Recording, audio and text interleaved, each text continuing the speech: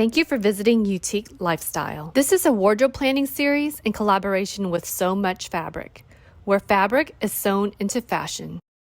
In this video, I'm going to show you how I created the fabric-covered snap buttons.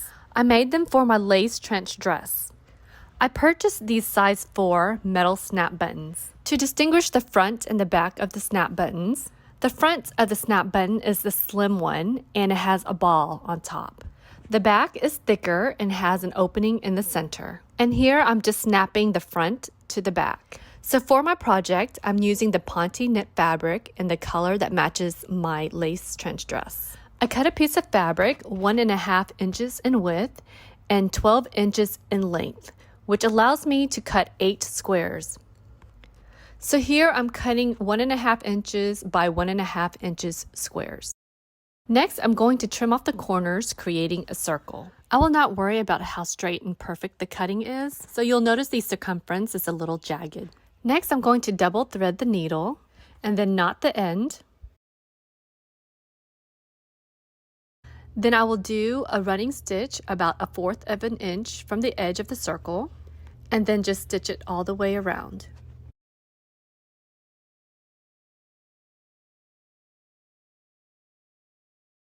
Next, take the snap button. Here I am using the top of the snap button because it has the ball, and I will place the ball facing down. I will then pull on the thread and it will enclose the snap button. It will start looking like a mushroom. I'm going to start wrapping it about 2 to 3 times around the neck, and then I will start stitching along the sides to secure the fabric.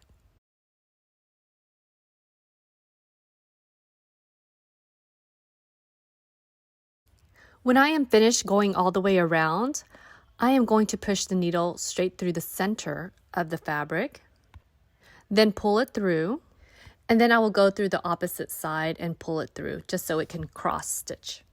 Here you'll notice that I used a thimble, which helped push the needle through the thick fabric. I will then knot it and cut the thread. You'll notice that I have excess fabric from the bottom, so I will just trim it off. I will take the bottom portion of the button and snap it onto the top snap button. Next, I will remove it, and you may be able to just simply remove it with your hands, but I had to use a tool to help me separate it. When it is separated, you'll notice that the fabric has torn and the ball of the snap button is exposed. And I am complete with covering the top of the snap button. I will use the same technique to cover the bottom of the snap button. However, for the bottom snap button, place the opening face down. Remember that the bottom snap button is thicker. Continue with the process.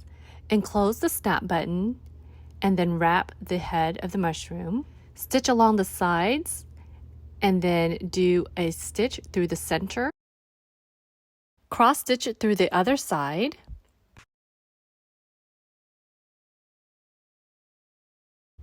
Knot it, then cut off the thread, and then trim the excess fabric at the bottom. However, when I'm done covering the bottom portion of the snap button, I'm going to use a sharp object to poke a hole and cut the fabric at the center. Here I'm going to snap the top and the bottom buttons together.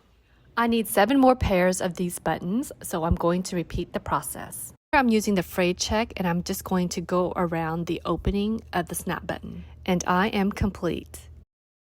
If you enjoyed this video, please click like and subscribe and make sure to ring that bell for future new tutorials.